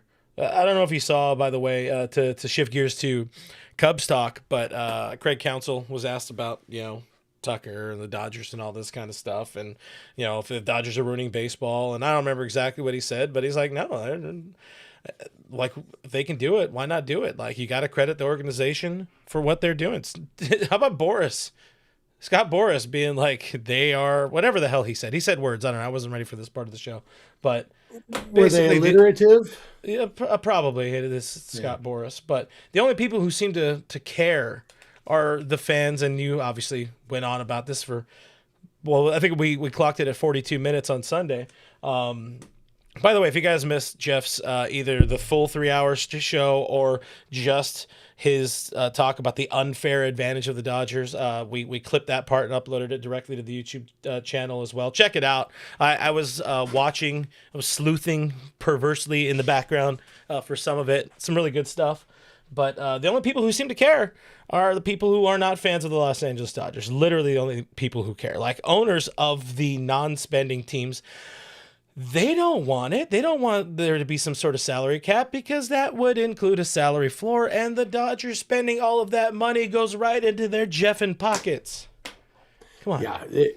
Yeah. They owners for some reason are always pushing for a salary cap. I think it's because they think they can get that without the corresponding salary floor, or they don't realize how high that salary floor would have to be, or like I said the other day, that a salary cap would have to be tied to a % of actual revenue, which would mean they would have to admit how much revenue there is. And that's the point where they're going to look at it and say, you know what we're paying right now, we've got a pretty sweet gig. Record profits, our franchise values are shooting up and up and up every single year. Maybe we shouldn't destroy this sport that is our cash cow. Perhaps. Did you see Tucker's kind of response on that as well? He had said something to the effect of, and I'm so bored of it, I didn't really include it in our talking points for this show, but he said, like, baseball seems to be in a really, really good spot. Like, attendance is up. We're making more money than ever. The interest is, you know, global. Like, yeah, he's absolutely fine ruining baseball. Both as a player, probably maybe he's not a baseball fan. We don't know. It's what people say about him. But if they like it, if the players aren't complaining And I don't think a single one of them have really complained, have they? No. The players are happy. The owners should be happy because they are making record profits. You know, the small market owners are making even more because they're not even spending the money they're getting for free. So it's I guarantee it's the only job in Pittsburgh you can get where you just get $100 million profit for free without having to do anything, without having to try very hard. And so, you know what, they'll take it. And yeah, that's why I've said I did adjust. I don't know if you saw the part the other day on Sunday, because I've said I don't think there will be a lockout. Mm-hmm. I did adjust that because I realized what I actually think is I don't think there will be a lockout that lasts long enough to affect the 2027 season. I think there will be they'll play hardball, but they're not going to shoot themselves in the foot. The question is, like, you can do a lot of damage just by having a lockout in the offseason because you make people think about what if there is no baseball. And if there's one thing we know as Dodger fans, the what ifs are just as bad as the actual thing. That's why people can spend all year so miserable, even when the Dodgers are playing well, because, well, but what if they lose in October again, you know, and just enjoy it. So there's definitely some what ifs that could damage the game. So they need to use their brains and not be stupid. There is very little that is more damaging than a lockout, for sure. And I mean, it took a number of, I guess it took a confluence of steroids and good luck for baseball to get the home run, chase that happened in '98 to get fans back. But I remember that. It was in junior high. It's like 7th grade. They want me to break your record. Probably not going to do it. Sorry, folks. It's not my style. Plus, I think about the people who maybe missed a live show and they click on, let me see what happened on All Dodgers, and they say 3 hours. There ain't no way I'm watching that. The fact is, a 3-hour show is only special because it's not every time.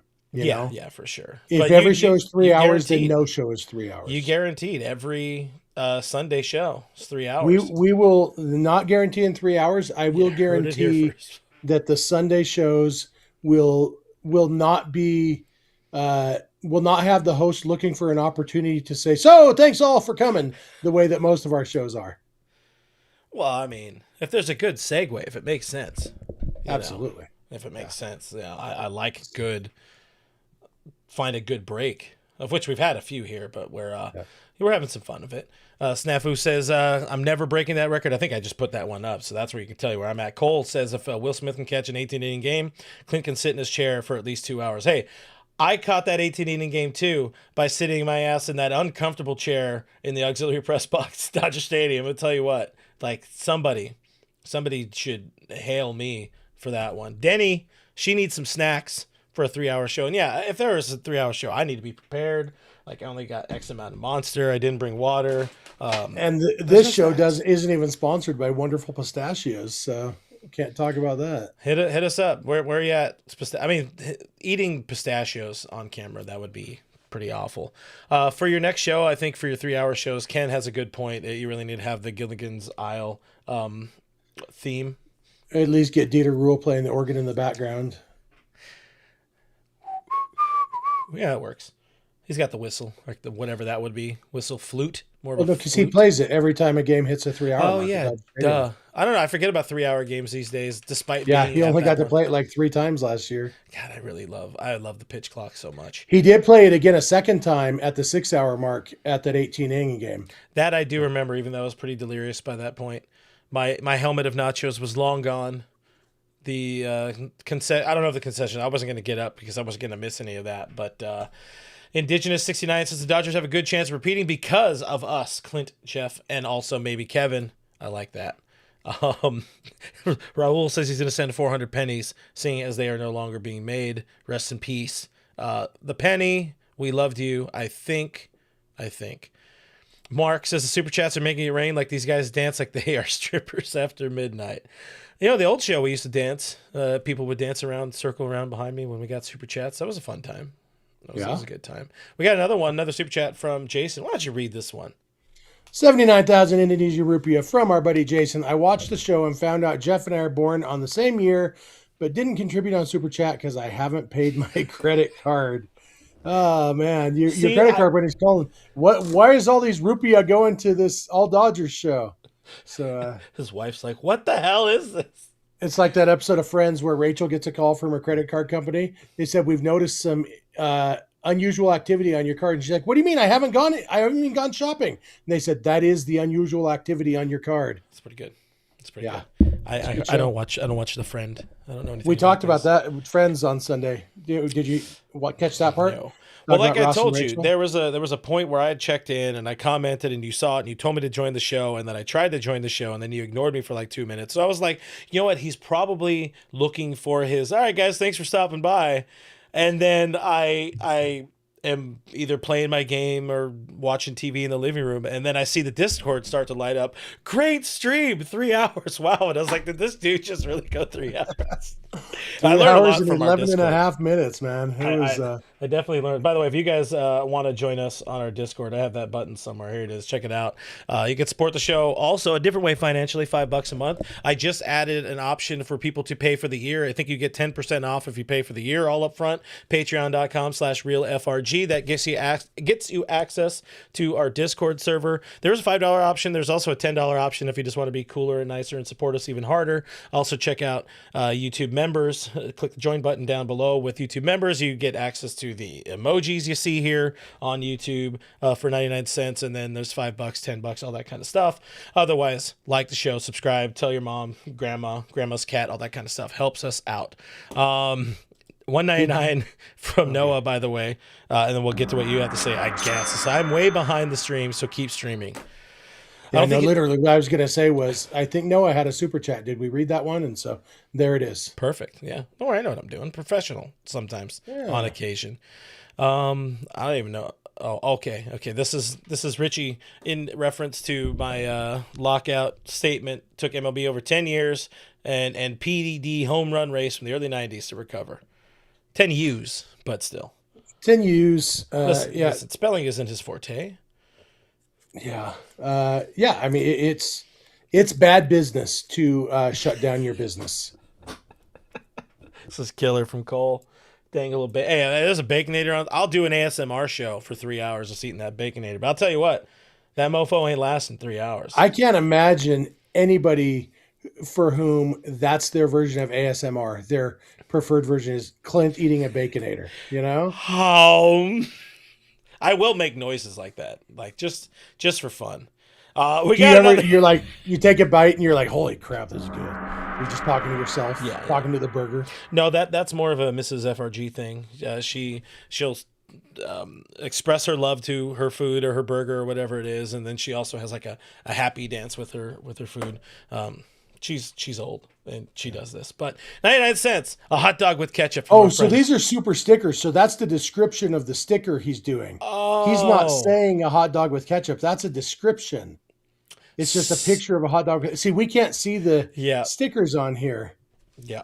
Yeah. That makes sense. That makes so much more sense. Diane's saying you need to be F free today. Jeff was present. You guys could type your F bombs in the chat. We just won't pop them up. It's literally they won't go on the screen. We're not going to say them. That's the only rule. There won't be F bombs said out loud on the shows. Just want to make sure that everybody knows that rule, has that one. To be fair, we've only explained that 647 times. When in Rome. Oh yeah, I see it now. That is literally just a hot dog. I mean, that's a very nice looking hot dog. That's what she said. Is it just ketchup on there? It's just ketchup on it. Yeah, I could also say that I even like mayonnaise on my hot dog. I could also it looks a little bit like it's macaroni and a hot dog with mustard or with ketchup and macaroni. It's a very bright bun. The bun is bright. Okay. Yeah. I don't know why people are still here. What's wrong with you people? $4.99 from. Or sorry, this is what happens. This is how they get you, Clint. You're like, you guys are still here. Pat Dwyer must be joining us late because he missed part of the show where we said we don't care about his personality. But Pat Dwyer says Tucker looked excited about baseball today. Yeah. Yep. I don't care about his personality. I want to be excited about baseball because I want him to go out there and win a World Series. So I always I didn't have an issue with Anthony Rendon when he chose the Angels and talked about the Hollywood lifestyle. And some of that might be because I'm not from LA, but I'm like, okay, yeah, if LA's not your style, you'd rather live in Anaheim, great, and the fact that he then didn't even play in Anaheim was the big issue. But if Rendon had gone to the Angels and played as well as he did with the Nationals, I'd be like, fine, LA's not for everybody. That's okay. Yeah. But it is Hollywood for Kyle lifestyle. Tucker. And Hollywood it is for lifestyle. Shohei Ohtani and Freddie Freeman and, all those other guys who are going to win the World Series in 2026. Going back to our ASMR pod, Nicole would definitely skip that one. Can't stand the chewing noises. Yeah, I probably wouldn't. I probably would not watch that. Yeah, I don't think chewing counts as ASMR, It's just... Is that just, I guess that would just be the mukbang. Yeah. I don't even know what that means. I don't know. You're not hip. You're not with it. That's those I'm people elderly, my friend. That's the people who eat on the TV thing place. Whatever. I'm as old as Denny Cortez. That's how old I am. Found out on Sunday that Denny was also born in 1977, just like me. Don't care 187. I'm not saying I don't care what you're saying. For some reason, there it is.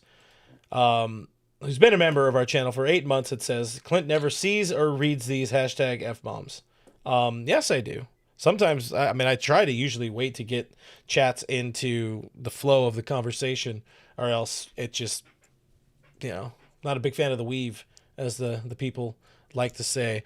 Danny Cortez asking me, what's my favorite album? I don't know. That is a very loaded question. I got a lot of favorite albums. Favorite album right now? I don't know. They don't make albums anymore. What was your first favorite album? That was the question Richie asked me on Sunday. I even that, I don't know. I grew up, I'm a Beatles fan. That's my number one band still, but more things have been added in there. Love the Ignition album, Smash album from The Offspring. Love Stranger Than Fiction, Suffer from Bad Religion. We said Beatles, but throw in White Album, Abbey Road. Give me that older stuff. Get me then Heavily on Drugs. Hell yeah, I'm about that life. Get me, what is it? A New Day Yesterday from Joe Bonamassa. That's a banger of an album. Get me anything 1 through 4 Led Zeppelin. Those are all killer. I don't know that I have a favorite album. All right. That's it. Yeah, Music good. boy. See, now we know a little bit more about you, Clint. See that? Synergy. Friends. The people are learning about Clint. Ask Clint more questions. He'll stick around as long as they're in Super Chats. Nah. Yeah, probably, definitely. $10 from our favorite Kevin again. Why can't we do a lineup that would detail? Does it say detail left, right, instead of left, right, left, right? Loved seeing Ohtani hit second or batting second instead of leadoff. Again, I think this is probably conversation, maybe, even though we already kind of had a decent conversation about it earlier and are continuing to have conversation about it now. I don't think there's a right answer or wrong answer. I think Shohei likes leading off. Yeah. I think the answer is the bottom of the lineup hitting better. That was why it was an issue last year, is the bottom of the lineup kind of sucked. If we could get 2021, that the bottom of the lineup was awesome. Was that the year that Gavin Lux was good?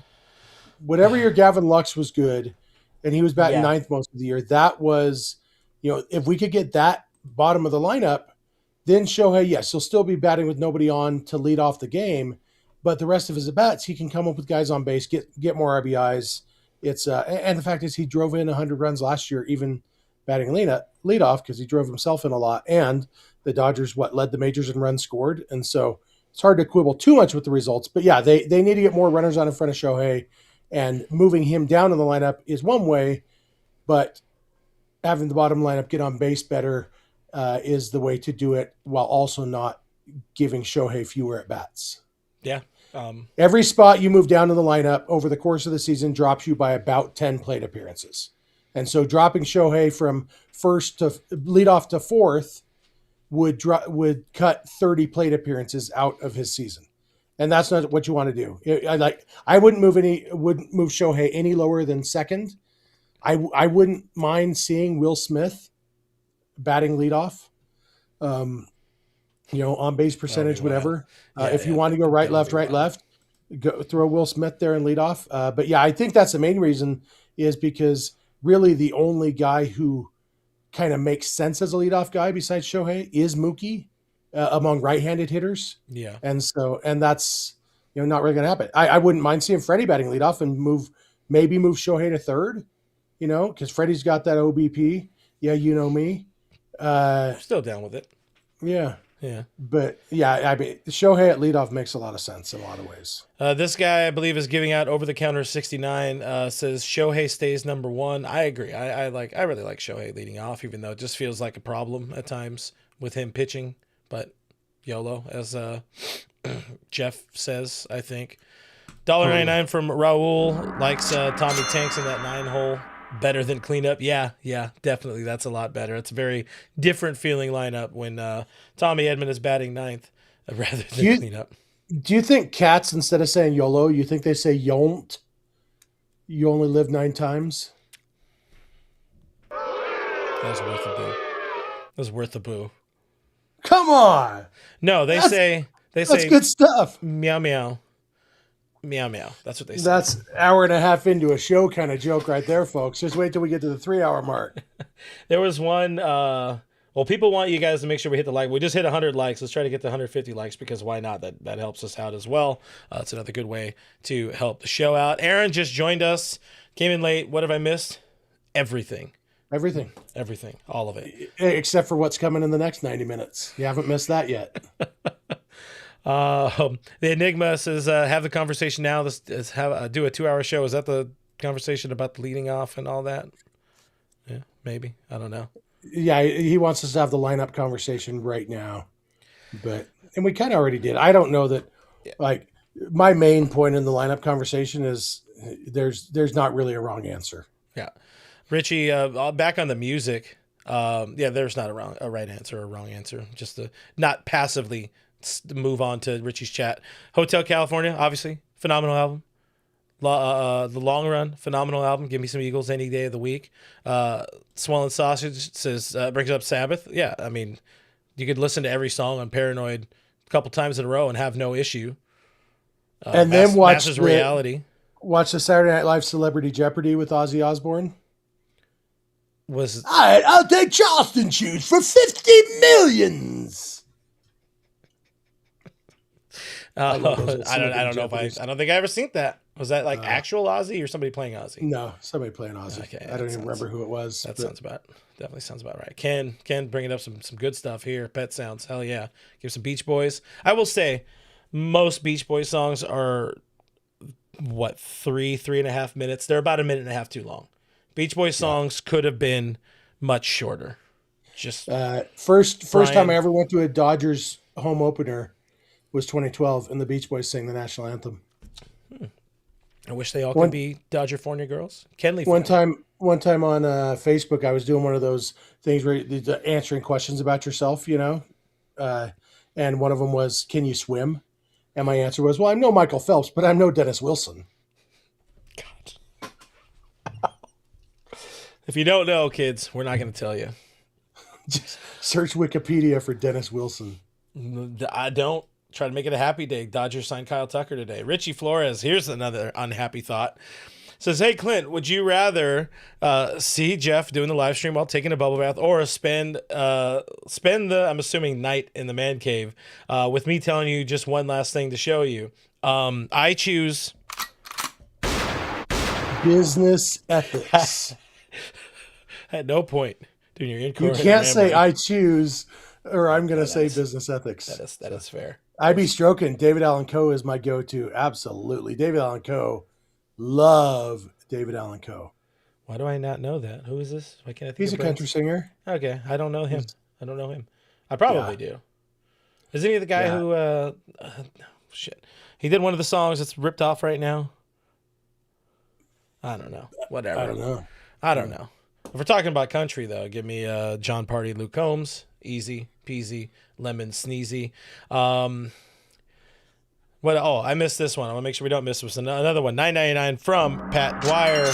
Did you guys already talk about whether you think Tucker wanted to be a Dodger from the very start of free agency? Kind of seemed that way. Also tracks with Friedman's quote several weeks ago. I think he wanted to go. Well, I mean, if he can be a Dodger and get paid to do it, I think he definitely would want to do that. I don't know that this was destination one. I don't think he had a destination one. I think he had years and money as number one. Yeah, I think that was his main goal. But I have to think that if you had asked him what's your dream scenario, he would have said getting paid by the Dodgers. but getting paid would have been the start of that sentence. And by the Dodgers would have been the second part. That's why I said it in that order.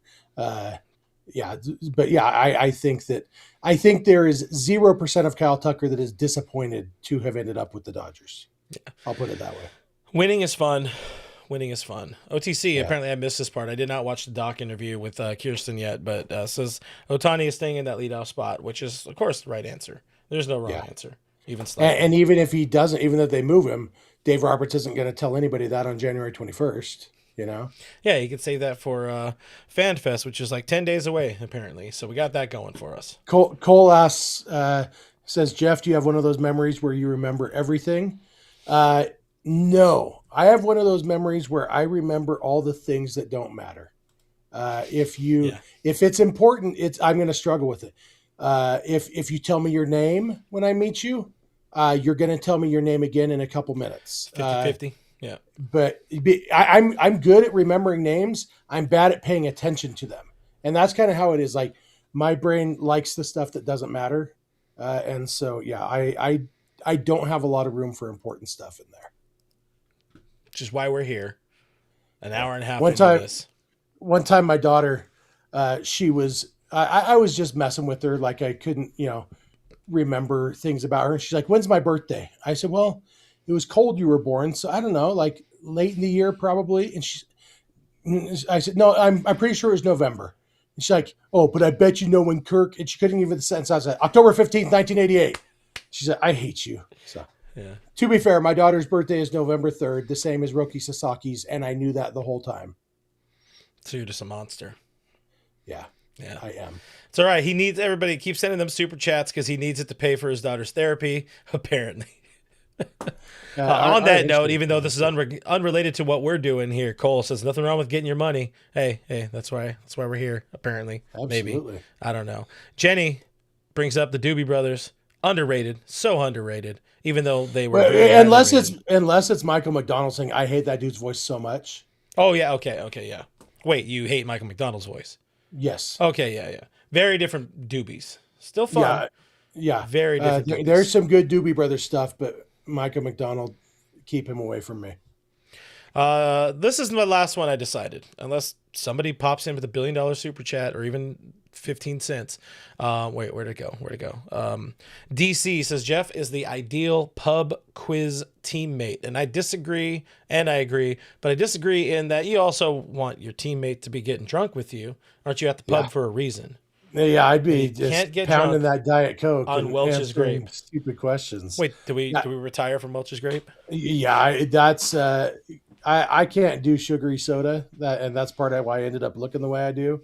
And so I'm almost entirely a water guy, but Diet Coke is the only soda I ever drink. Is that going to be the next follow up from Sandler? They had Happy Gilmore too. Water Next guy. Is going to be water guy instead of water boy. Almost entirely a water guy. Hold on, That's wait. The sequel. That one's for me, guys. I think that is more than enough time. Halfway to Jeff's show. Diane just said Michael McDonald is awesome. Let's talk about how wrong she is for a minute. She's not wrong. He is awesome in his own way. I agree. I think they got some bangers. It's just when the Doobie Brothers were fronted by Michael McDonald, they were not the Doobie Brothers. They're not the same band. They're not right. They're not right. Denny makes a good point. I'm the designated driver. See, I serve multiple purposes at pub quiz. I don't know. Utah, we don't really have pubs. I don't know if there's a place to do like trivia night anywhere. I've never done it. My sister goes to a trivia night all the time down to San Diego every week. And I'm like, man, that sounds fun. I don't know that I would actually go even if it was available because that's like outside of my house. But, Well, yeah. I mean, you're a working boy now and you get home. You got to take your bubble bath. Are you still on the bubble bath grind? Is this a thing? Well, is it Wayne? Not as much right now because I got into it big time when I first started my job because I was on my feet a lot. First time you've been off your lazy ass. Kinda, but even specifically, I was cooking for 10 hours a day for those days, and so like on my feet. And now it's like my job. I'm still doing some cooking, but I'm also doing more, scheduling and budgeting. And ordering, so I am sitting down some of the day, and so I don't come home from work thinking, "Holy crap, I got to get off my feet. I need to get in a bubble bath right now." And so I still love me a bubble bath though. Have you decorated the work cave, the workman cave yet for live streaming? No, it's not. It will definitely look like a closet when we finally have to do a stream from in there. Bring the Machado bobblehead and leave it there. I think it needs to be there. You got it. It is. I'll That- put it in my shirt pocket right now so I don't forget. We're getting things done. We're getting things done here. I loved where to go. I mean, we've got a couple more super chats because, of course, IB Stroke says Clint's being held hostage. You sure are. Maybe a hair. We got 275 people here, Clint. How many comments are we at in the chat so far? You know, we've also, in the last 10 minutes, have dropped like 50. I know, but 278 is still a good number. Yeah, it's a solid number. We appreciate that. Raul says, okay, shut up and take my money for $1.99. Appreciate Yes, it, sir. Raul. The Enigma, $4.99. Super Chat says, we really replaced Kirby Yates with Diaz and he who shall not be named with Kyle Tucker. What an offseason. You know, that feels like the perfect It would be the perfect way to end if we were ending, you know? That's the perfect capper right there. What an offseason, guys. Soak this up while it lasts. Kyle Tucker is a Los Angeles Dodger, and the Dodgers offseason outside of your random NRIs and your Kike Hernandez, and maybe at some point, Evan Phillips they're done. And guys, let's give Clint credit. An hour and 37 minutes is a long time for Clint. You've done well. I think you have earned your video games or whatever you're doing tonight. Well, nachos is coming up. Way too late to be eating dinner, by the way. It's almost 10. I literally had nachos right before we started. They were good. Yeah, you should have done that. My dog is upset. He needs me, as you can tell. The dog needs a super chat. Stanley wants us to do our I like this. It's not a man cave. It's collection room tours. We will, that is one of the things I wanted to do. Maybe we'll cap off the off season, head into spring training with what our an actual setup, like walk through and plug it into a live stream or something like that. Pre-record it, not just sit around and move a camera around. Do a proper one, so you have time to clean up your man cave. Mine is clean. It's just this plastic bag that I put my hat in. And you got that Ibanez guitar behind you, you know? Mm-hmm. Andy Ibanez and Raul Ibanez. Mm-hmm. And the other one is it's not the Gibson, it is the Epiphone, because your boy's cheap, but it plays like a dream. And then anytime we talk about guitars, I always want to say, Campbell, you make me laugh. What movie? I don't know, but I loved Ken's "Your dog hated Jeff's cat" joke. That's pretty good. That was a delayed reaction. Well, yeah, That was from Wayne's World. Oh. Tia Carrere's character talking to Wayne. Campbell, you make me laugh, when they're at the guitar store.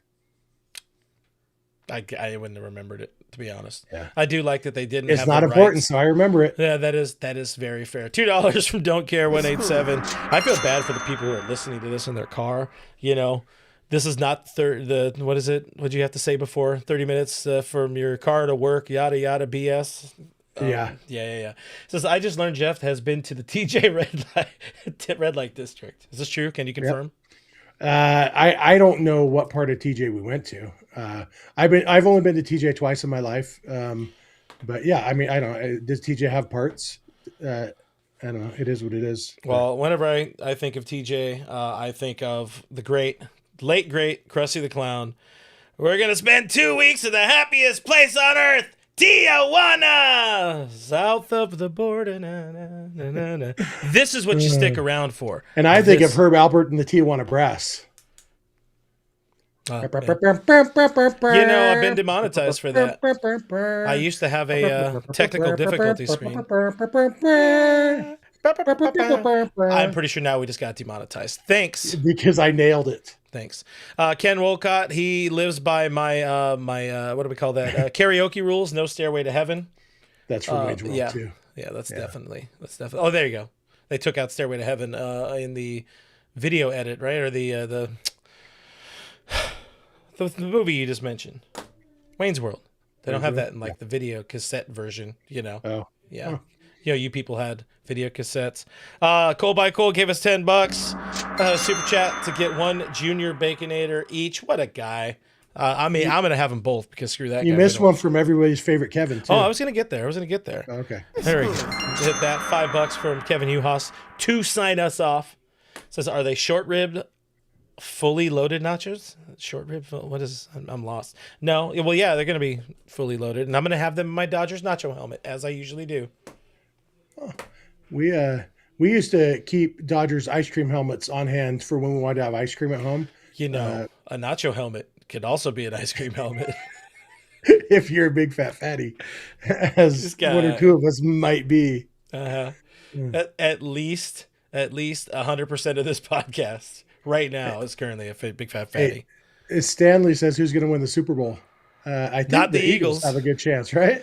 I had this one. Richie also said this as well much earlier in the chat. Good luck with the Eagles this weekend. Oh, wait, never mind. Somebody had asked me, I think on DT on Monday, saying like, he's not going to mention anything about the Eagles or whatever. It's like, generally I don't, unless it comes up in conversation. But yeah, they got beat, and I don't really care. I'm a baseball fan. I am extremely honest with my fair weatherness of my football fandom.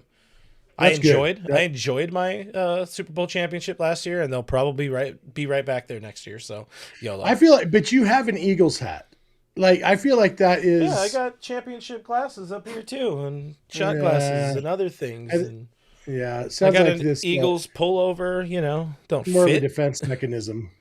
Which part? Oh, just like, I don't care. I didn't really want them to win. It's well, whoever. I mean, right now, because the Eagles can't win it. Clearly, whoever wins this Super Bowl, it's a Mickey Mouse Super Bowl.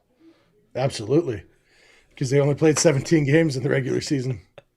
I want to appreciate a couple things here from Keith in the chat. Where'd it go? Keith Potter says, "Have you guys got Chinese food in TJ?"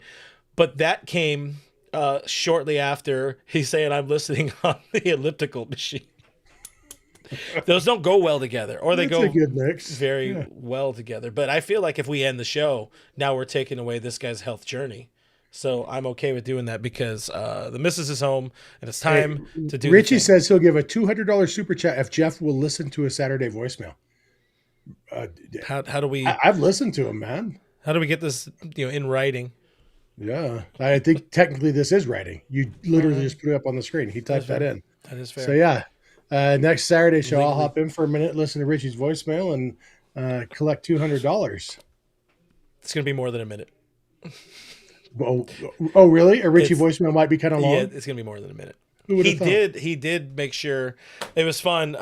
So 2 weeks ago, he ran out of 3 minutes, and it was right about to start his F-bombs. And then this last Saturday, unintentionally, I buried him to like the very, very end of the show. And so it was torture, as you can imagine, for our friend Richie. Yeah, it probably ought to start the voicemail with the F-bombs just in case you run out of time, Speaking of running out of time, we didn't, but that's all the time I have today, guys. Thank you for watching. Thank you for listening. Thank you for hanging out for this mini marathon. Is this like a half marathon edition? Unexpected. This was awesome. This is fun. This is fun. Yeah. Wouldn't have happened with Kevin here. He ruins everything. Oh, I'm bullying. Yeah. I'm bullying. Did you hear that? Kevin, the good time ruiner.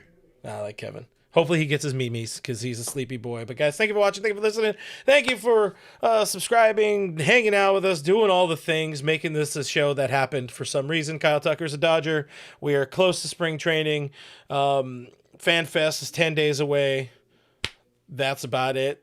Like, share, subscribe, do all that kind of stuff. Did you do Bleav and FanDuel and stuff? I was about to tell you, the podcast is presented by FanDuel, part of the Bleav Network.